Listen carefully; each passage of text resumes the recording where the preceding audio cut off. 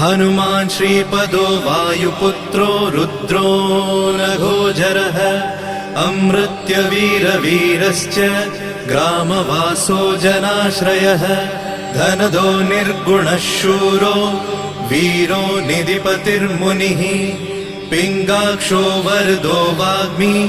सीता शोकविनाशकः शिवः शर्वः परो व्यक्तो व्यक्तो धराधरः पिङ्गकेशः पिङ्गरोमा श्रुतिगम्यः सनातनः अनादिर्भगवान् देवो विश्वहेतुर्जनाश्रयः आरोग्यकर्ता विश्वेशो विश्वनाथो हरीश्वरः भर्गो रामो रामभक्तः कल्याणप्रकृतिस्थिरः विश्वम्भरो विश्वमूर्तिर्